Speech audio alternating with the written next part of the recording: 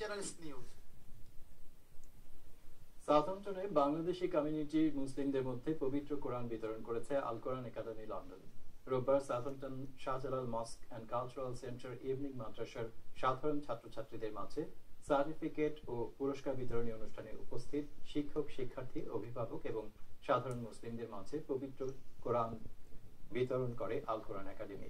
মসজিদের পেশ ইমাম ও শিক্ষক মাওলানা জহির আহমেদের পরিচালনায় সার্টিফিকেট ও পুরস্কার বিতরণী অনুষ্ঠানে উপস্থিত ছিলেন আল কোরআন একাডেমি লন্ডনের চেয়ারম্যান ডক্টর হাফিজ মুনির উদ্দিন আহমেদ, মস্ক ও ইভনিং মাদ্রাসা কমিটির সভাপতি শামসুল ইসলাম, ইমাম সাইদুর রহমান শামীম সহ আরো অনেকে।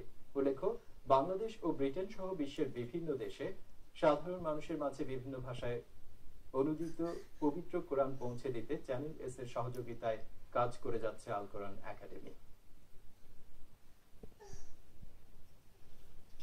বাংলাদেশের মহান স্বাধীনতা যুদ্ধে মানবতা বিরোধী